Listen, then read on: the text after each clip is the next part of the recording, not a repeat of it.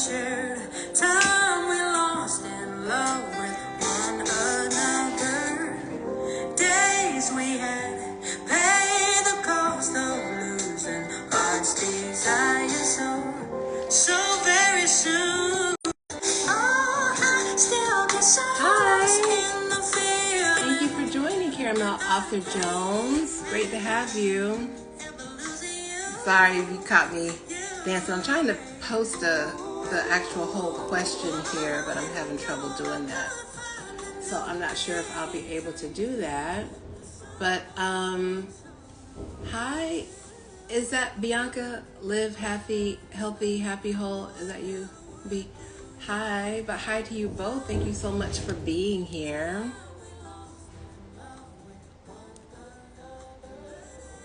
Thank you so much.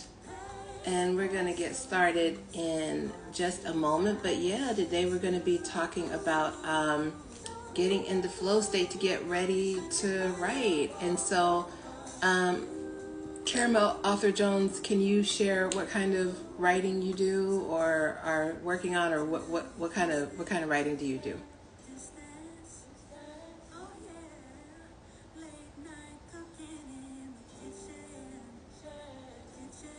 Oh, and you may not, and if you're not in a position to be able to share all that, that's completely okay. But just know that you're more than welcome to share. Same thing with Live Healthy, Happy, Whole. If y'all want to share any kind of whatever writing or creative projects you're working on or just completed, then please feel free to share that. I'd love to hear that.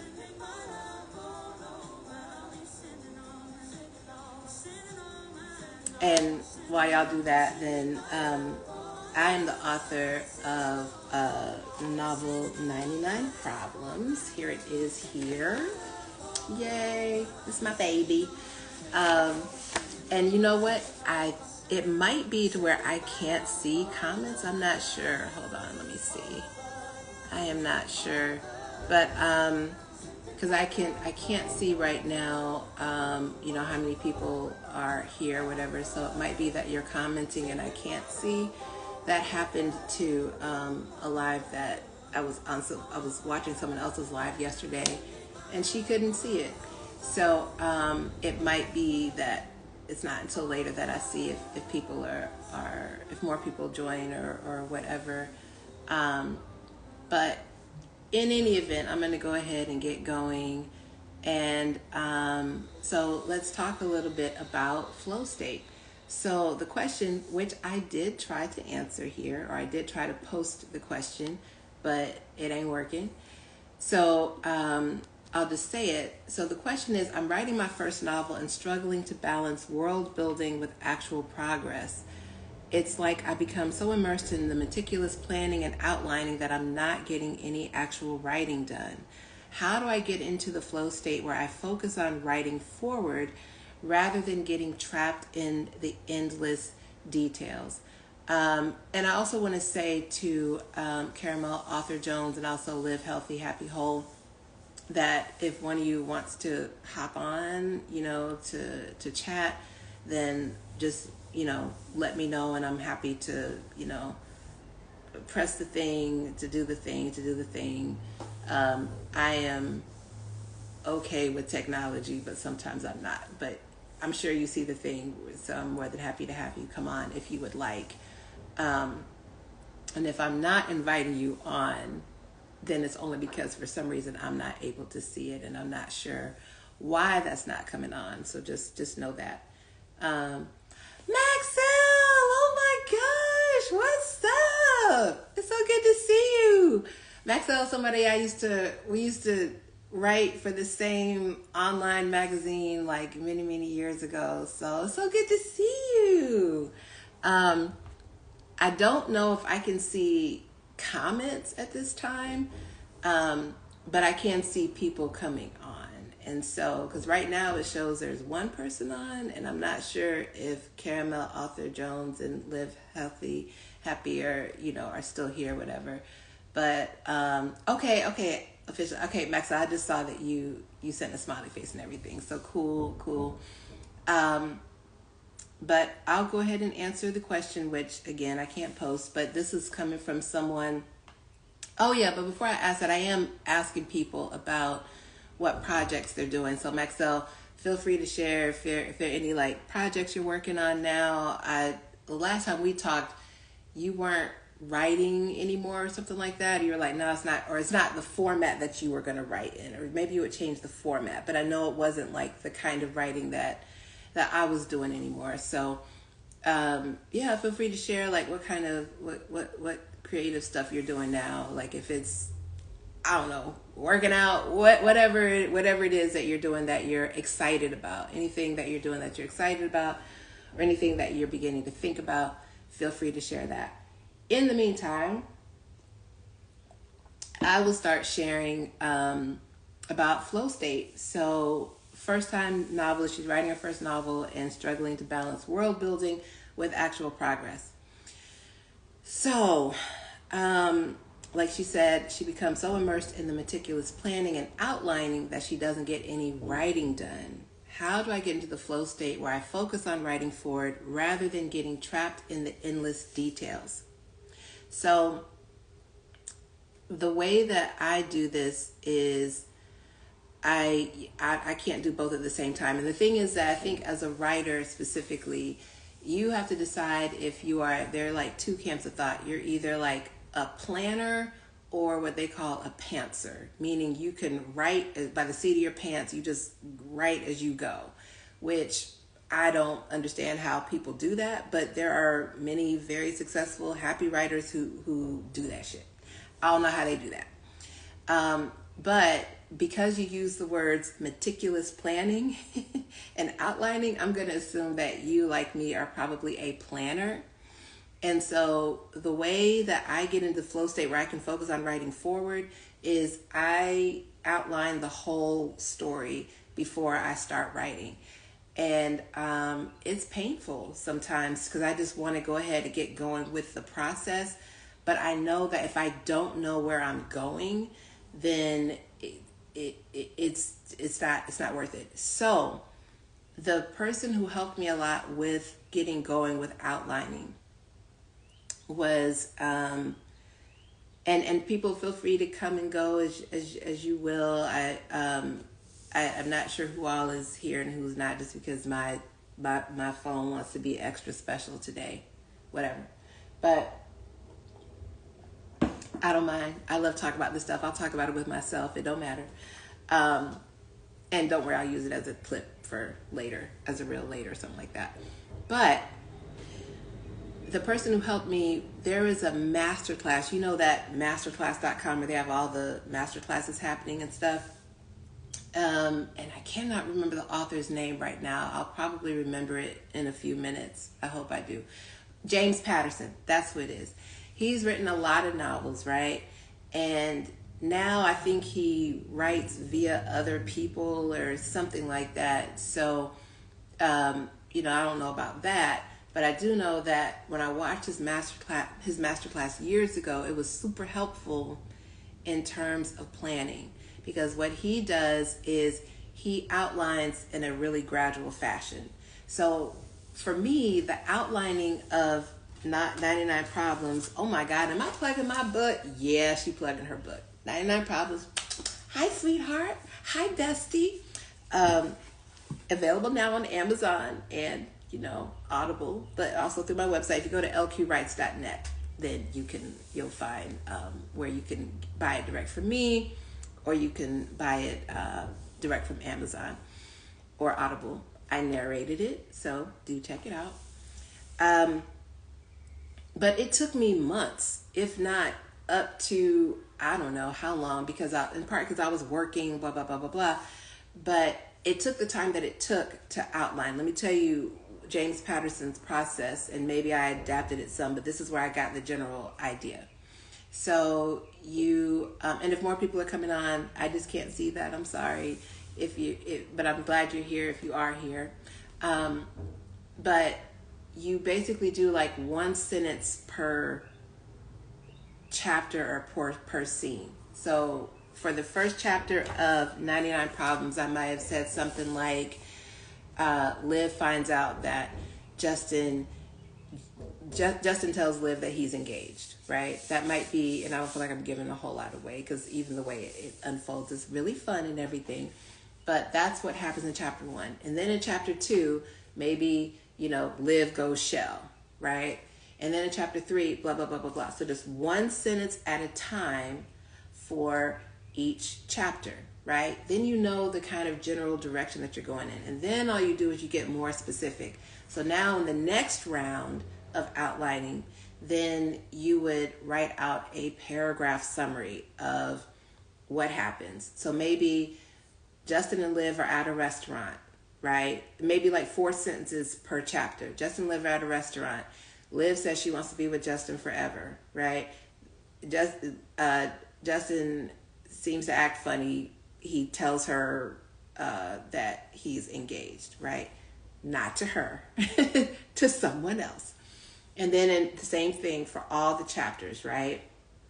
And this way, you kind of know where you're going, before you put in a whole lot of effort and then end up having written yourself into a corner or in some dead end. And then from there, he writes more of like, what happens more. So we go from one sentence to a paragraph, like 4 sentences, into maybe like, a 2-paragraph summary of what happens in the scene. And when you're really clear on what's happening in the scene, then you're ready to actually write it. But you do that all the way through because you got to know. See, I write understanding what's going to happen from beginning to end. So when I started writing chapter 1, I already knew where the story was going to end up. And so and of course you learn a lot as you're actually writing as you're actually writing your first draft. You learn a lot about what the story is actually going to be about and all of that.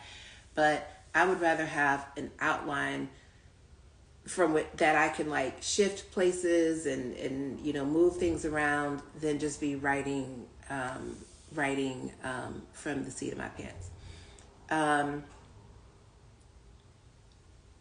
There was something else I was going to say about writing as you go along. Let's see. Oh, literally when I am drafting, I have half of my screen or maybe a quarter of my screen is the outline that I'm writing from. And then, I adjust, the two, so I have 2 Word docs on my screen at the same time.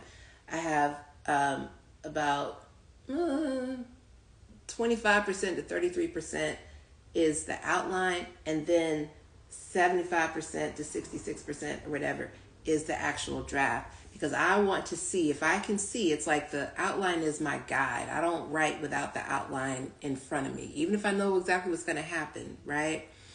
So by the time you get to that, you've gone from 1 sentence to 4 sentences to a couple of paragraphs of a real in-depth summary, right?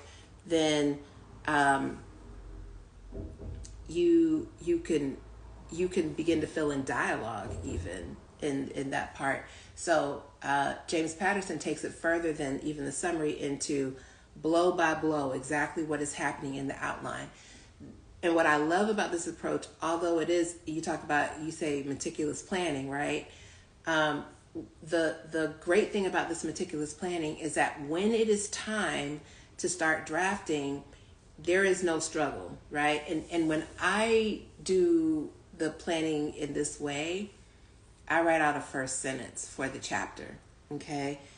That first sentence for the chapter, let me just pin my hair back.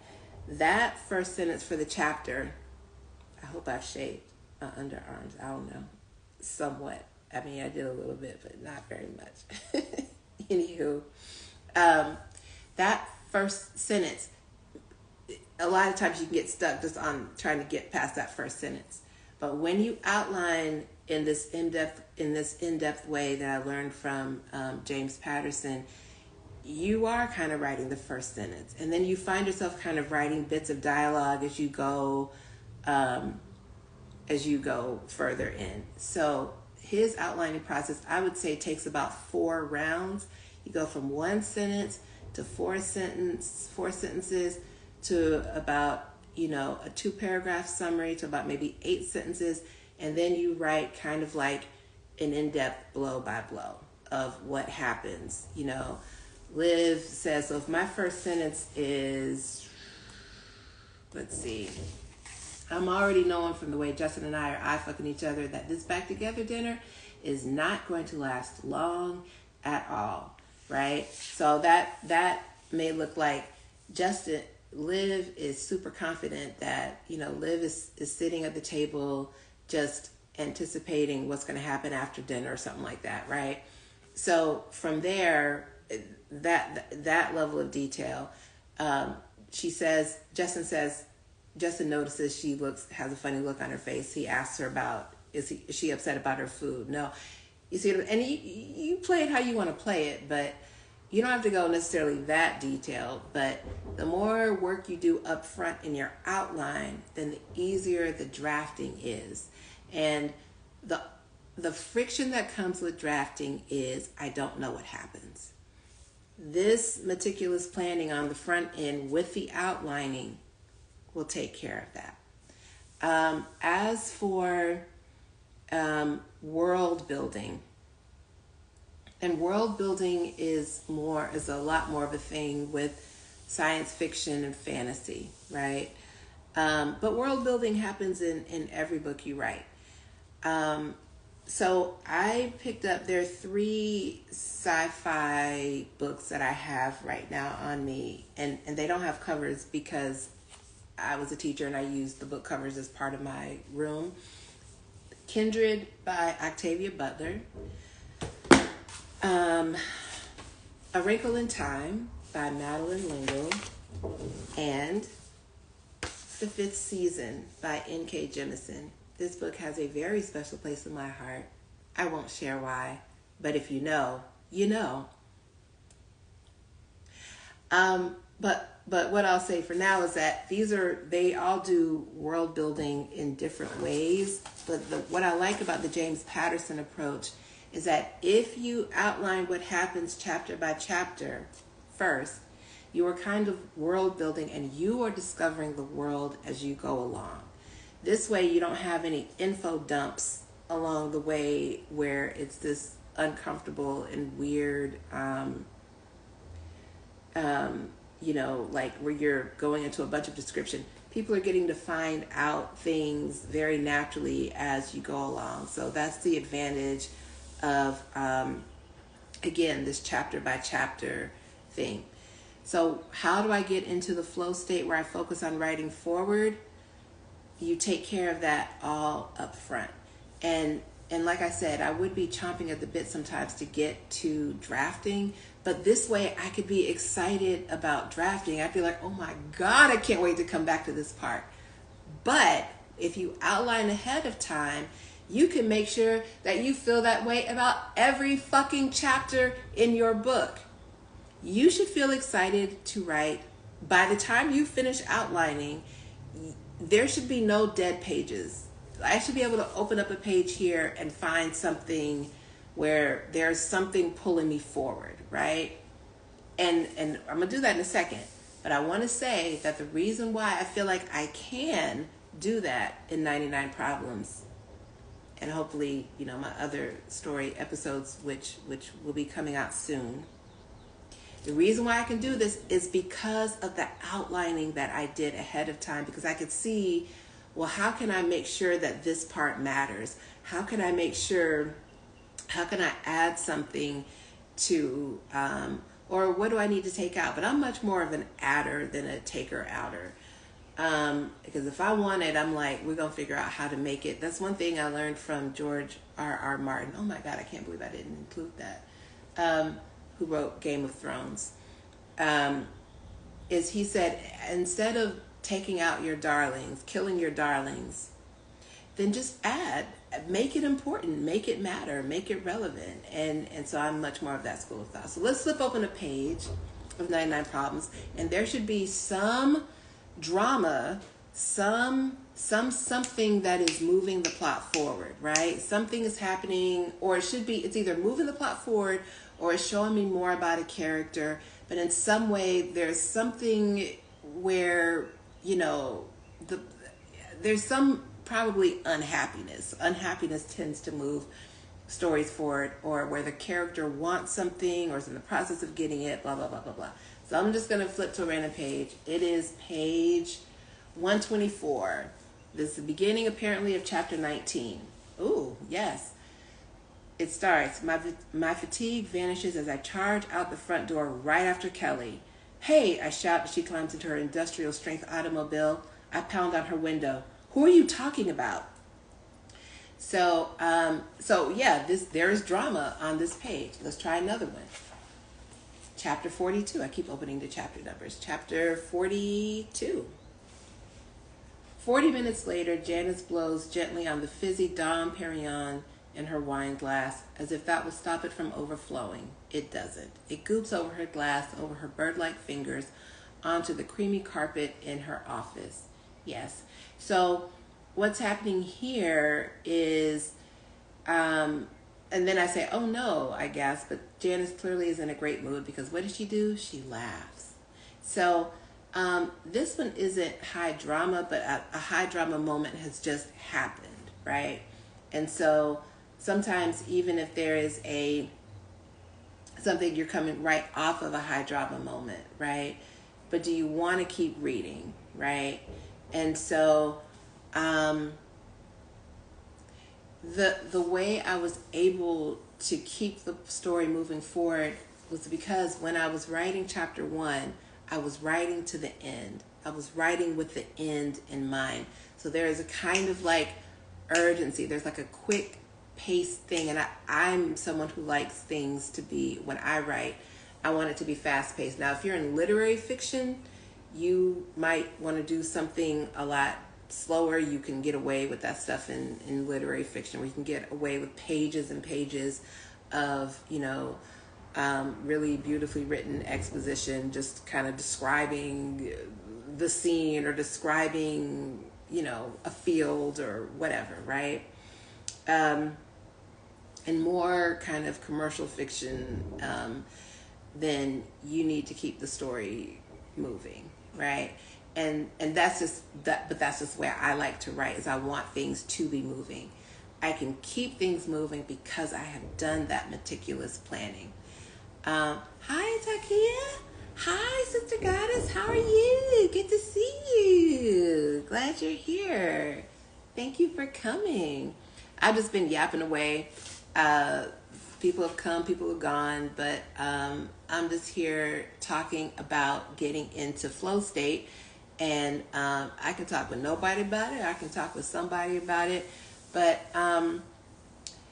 what I was saying was that the value of doing a lot of planning on the back end, so that you can actually be in flow while you are creating. So are there any projects? Hi SG. Are there any projects that you're working on right now, or anything that you are into these days? And feel free to write it in the chat, or not, whichever way. But yeah, for me, planning is the way that I can be in flow. So it's almost like I kind of pay ahead of time for my flow. But I do make a point to enjoy the process of the outlining. And I find that outlining builds a lot of anticipation for what the story is going to be. So yeah. So that is how you don't try to do both at the same time. To me, when you are, Takia Renee, I'm just going to say your name here. It says, you're interested in lots of things. I need to get my sensual yoga teaching off the ground. Yes. And so again, kind of like in terms of the back end, in terms of the planning for that, then have you started doing stuff for that yet? And congratulations. I could definitely see you doing that. Yeah. And also, if you want to come on and talk for a minute, and you say, "That's what I have been doing, trying to do all the things." Yeah, trying to do all the things at once. Um, did you want to come on and chat for a minute, like with me live? It's completely up to you. And if you don't want to, that's completely okay. We can just do it this way. I understand if you got a bonnet on right now. And trust me, I understand. Okay, okay. No pressure, no pressure. Oh, I'll be on tomorrow. I'm doing Wednesdays and Thursdays right now. I was going to say Sister Goddess, SG. Taki and I know each other from a program we did together. But I'll be live again tomorrow to talk about inquiry meditation, my somatic meditation thing. So yeah, feel free to come back. I'm working with people live. If you want to do it, you can practice it with me if you want to tomorrow. But I'm doing like writing stuff on Wednesdays, and my inquiry meditation stuff on.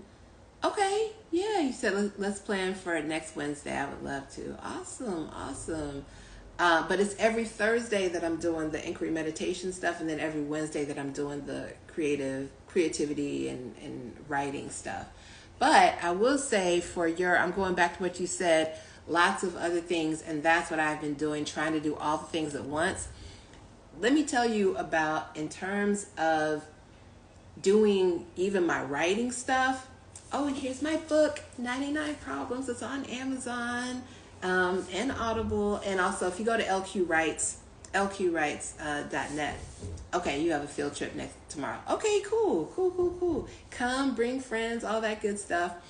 But in terms of getting my writing stuff off the ground and getting inquiry meditation off the ground, it was one of those things where I kind of would have to do a little bit of one and then the other, and then do one and then the other. And what I would do is I would send a prayer to the energy that was, kind of like, it felt like this book had a certain energy, and inquiry meditation had a certain energy.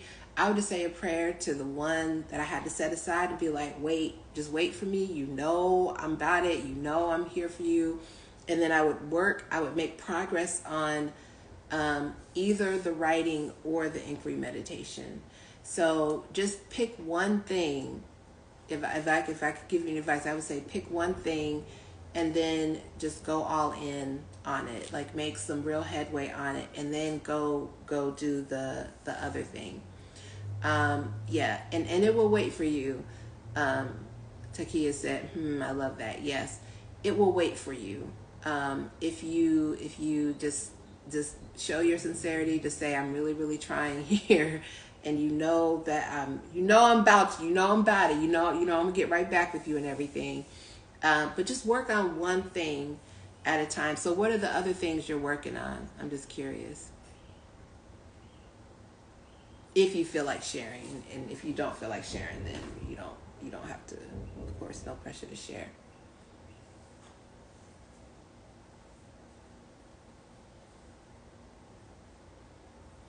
And whichever way, if you don't feel like answering, that's okay. But if you do, sometimes there's a bit of a delay here.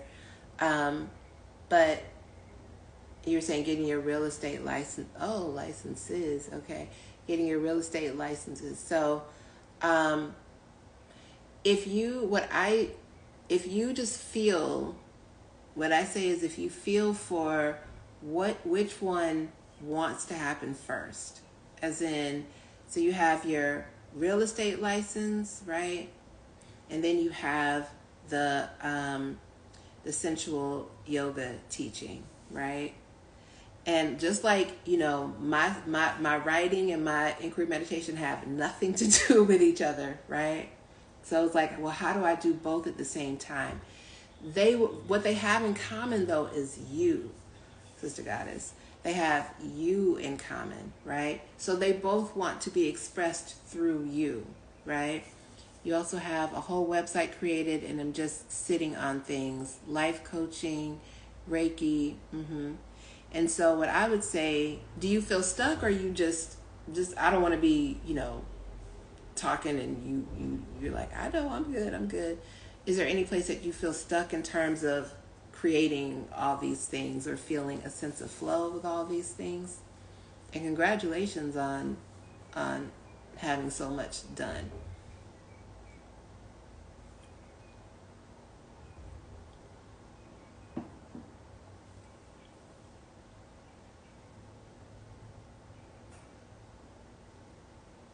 Yeah, it's a lot of things. So as I'm thinking about stuck moving forward on all of the things, or just one of the things, or just trying to, move forward, period.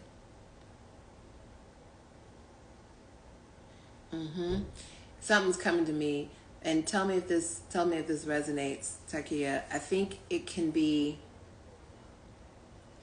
we almost make ourselves get stuck by, okay, let me hear what you said. You said all the certificates and no fear of moving forward, I think. So, okay, moving forward, period. And so you said you don't, so when you say all the certificates, that's what's making you feel stuck, is having to get all the certificates, but you said you don't have a fear of moving forward. Is that right? When you say all the certificates and no fear of moving forward, is it that you don't mind, you're not worried about moving forward, it's just you're feeling stuck about moving forward? I just want to make sure I have that right before I answer. You have all the training. You said I have all the training.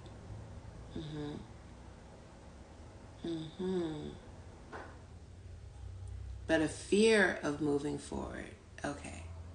Let me sit with that for a second. So you have all the training for all the things that you want to do, right? The life coaching, the Reiki, the sensual yoga thing. What's coming to mind is that it's probably a fear of being visible, probably an issue of actually letting people see you. And Takia said, yep, a fear of being visible, letting people see you. And so let me think about that for a second. Oh, and if you want to add anything, you feel free to add something to that. But for fear of, and you know what? It manifests as almost like you get, I know you so well. I love you. That's why I know you so well. Yes. And because we all go through this. We all go through this. So what we tend to do is place obstacles in our own way. As in, like, well, let me go do this one other thing over here, and it will feel super important, right? And there'll almost be a kind of excitement to it, like, yeah. Let me go do this one more thing over here. Let me just get this one more thing done over here, because once I have this done, then I'll be able to such and such, which means that such and such and such. So we kind of keep holding ourselves back in a way from being visible, from being seen. And so this kind of goes into my inquiry meditation some. So because at this point where you have everything, because I think underneath the being visible is, what if I fail? As in, like, what if this doesn't go? What if it doesn't work? What if I'm actually not good at it? What if I think I'm good at it and it turns out I'm not good at it? Right? What if I'm not good at it? What if people don't like it? What if I am rejected? But I think the core to me feels like, what if I'm actually not as talented as I think I am? Right? And to that, there's a couple of things. And just let me know if there's something different, if you feel like a different what if from what I'm saying. But what it feels to me is, what if I'm actually not good at it? What if I put so much time and invested so much energy and it turns out I'm not good at these things? Something like that.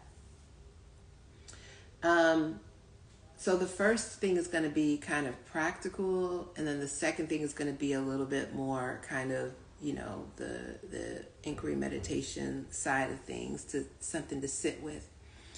The first thing I'll say is you might come out the gate being a superstar, or let me see, Takia says, or what if I'm good at it and I don't have the capacity to hold the abundance? Ooh. So if that is a thing, okay. So I was going to say, if you're afraid you're not good at it, just know you might not be. You might not be at first, but if you stay with it, then you're going to get better and better and better at the thing. So that's a whole nother topic, but I want to go with the person who's in front of me. And so Takia said, or what if I'm good at it and I don't have the capacity to hold the abundance? Yes. Let me sit with that for a second. The word that comes up for me is unworthiness. What if I'm not worthy of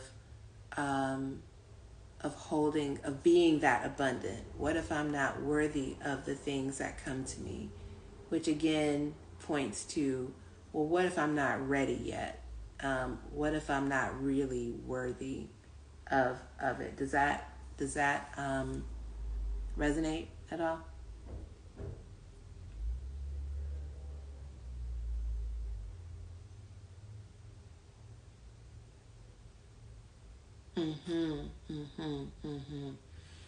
And so let's just now the incrementation is coming over. So if you just notice that you're breathing right now, Takia, if you just notice that you're breathing, letting your breath support you, as you look at what if I don't have capacity to hold the abundance? What if I'm not worthy of that abundance, right?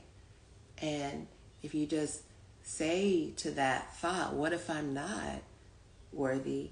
We don't have to fix that thought. We don't have to do anything with that thought. This is what I teach in inquiry meditation. All we have to do really is be kind to that thought, right? So just say, yeah. Just say, wow, you must have a really good reason. It's almost like you're talking to yourself. You say, you must have a really good reason. And if it's more comfortable, you can say, I must have a really good reason for feeling like maybe I don't have the capacity to hold the abundance. So we always start from the premise of there is a good reason for this. There's a very good reason why I might feel unworthy. And it's just however you want to frame it. If you want to start like you're saying I, or if you're saying you, whichever way you want to go, whichever feels more right for your body right now. And so just say, yeah, there's a very good reason for that. There's got to be. I'm sure you have every reason to feel that way. And notice we're not saying it to prep to say, and I'm going to talk you out of feeling that way. Nope. Just let that be there. Let that swell up. I have a very good reason, right, for feeling this way. This part of you that feels this way has every reason to feel this way. And we're usually afraid, or we can often be afraid to let this part have a voice, because then we're like, well, what do we do with it, right? What if it becomes bigger than me, and what if it paralyzes me forever, right? But if we just let it be here, and just notice how it's like grateful that you're not trying to talk it out of how it feels, right? And it's just grateful to be seen by you and just say, yeah, you're right. You do have a good reason to feel that way. Not right that you're unworthy, but you're right to feel this way, right? Literally, you can pat that part of yourself on the back. Literally, just pat that part's shoulder and say, yeah. If I were in your position, I would feel the same way. Yeah. Notice how we're not following up with, but eventually you're going to get there. We're not giving any pep talks. Right? We're just fully letting this part be how it feels. And as we listen, we're not saying, why do you feel that way? Or, well, what happened, right? We're just letting this part be in its feels, be in its feelings, right? And paradoxically, something happens when we let these parts just feel what the fuck they motherfucking feel in the motherfucking moment. And they're just like, thank you. Thank you for fucking thank you for hearing me. Thank you for just hearing me.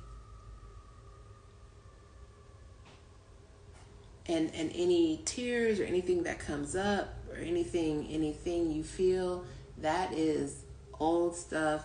You call it trauma leaving the body. That's stuff that is like, it just wanted to do, was just waiting for you to just let it be seen, right? Which is what you did when you said, yeah, I can understand.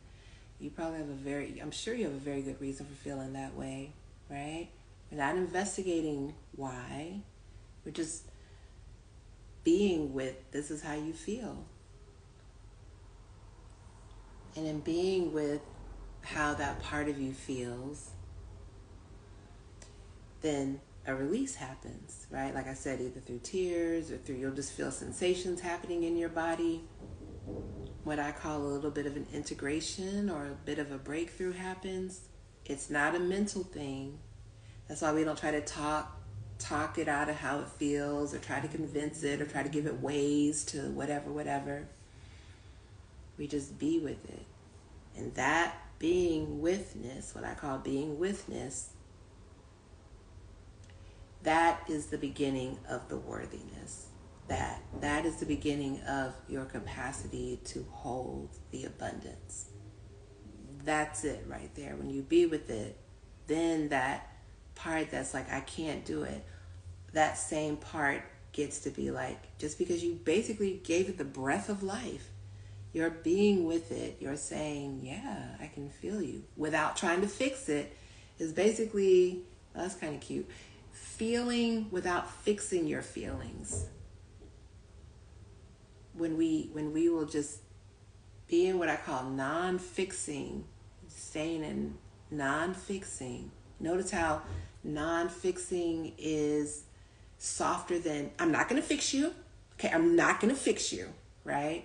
In non-fixing, we're saying, yeah, I could fix you. I could try, but I won't. I see the urge to fix, and I'll just let that urge be there. I can allow the urge to fix to be there. But instead of fixing you, I'll just be with you. You see how you can't be with something and fix it at the same time? Because fixing always has an agenda. If we will not have an agenda, if we will be agenda free for our feelings, then they'll fix themselves. The fixing will just happen. So, and this all gets real heady and theoretical, but it's just, if you will just practice in terms of literally saying, yeah, I feel what you're saying. Yeah. But staying with it, yes. Yes, amen, Takia says. Yes, yes. It's the agenda. So if you were to be like, yeah, I hear what you're saying. Tell me where you are. Tell me what's going on, feeling. And then you're like, I hear you. So it sounds to me like you're saying, we're basically making a sales call with our feelings, right? Sounds to me like what you're saying is, your pain point is such and such and such. Is that right? And they say yes. Then you say, okay, let me tell you how I can fix that, right? Yes. You can't be with something and fix it at the same time. If you fix it, the problem is going to stay. It's going to come back. It's going to amplify. The feeling of unworthiness is going to stay. It's going to get bigger. It's going to get more. But if you will be with it, the being with is the cure, if you will. It is the cure. Because you can't fix it. You can't fix the feeling. You can't fix the unworthiness yourself, Takia. But you can be the space within which that unworthiness can get to become worthiness. That's all you have to do is be the space for it. And then the alchemy will just happen. It will just happen. The moment that we go from doing something, from fixing to being with, in the space of our being with it, in the light of our being with it, right? Which is what I call seeing. If we'll just see it, if we'll just let it be there, let it feel fucked up, right? Then the thing will just, it can't help it. It will just heal. It won't be able to help itself. It'll just heal. Yeah. And you know what?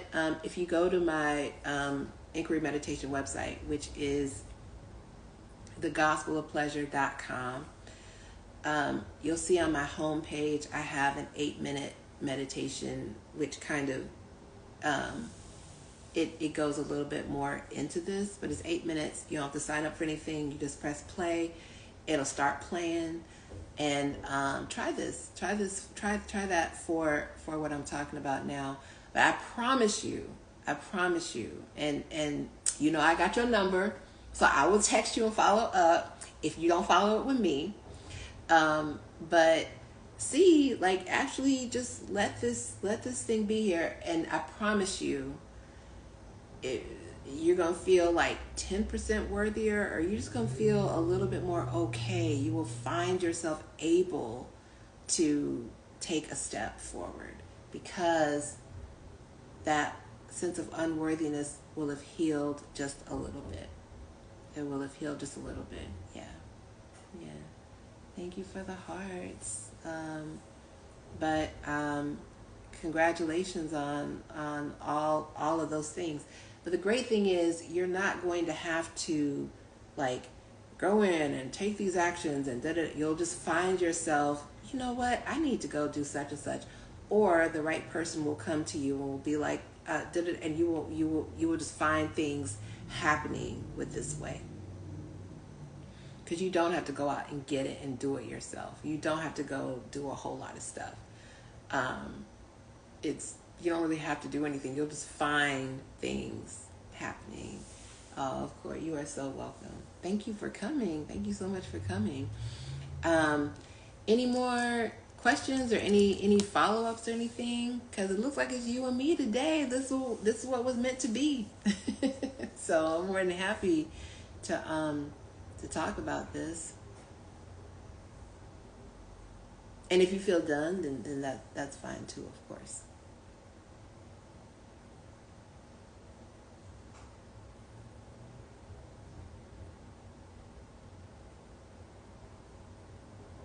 Yes.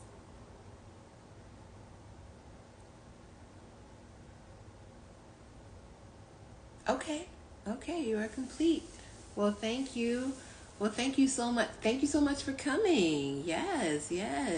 And do come back next week, and I'll be happy to hear like how you feel, or if there's any shifts. But Wednesdays I'm talking about writing and creativity. Thursdays I'm talking about inquiry meditation topics. And as you see, sometimes the shit just blends, because that's how it be sometimes, right? We can't help it. And so but yeah, I hope that gives you a little bit more room, and I think you will feel a shift in the next, I say even 12 hours. You're gonna find something happening, and yeah. But I will see you next week. Yay! I can't wait to see you. And I'll go ahead and end here. Have a great rest of your day, friend. Thank you so much for coming. Bye.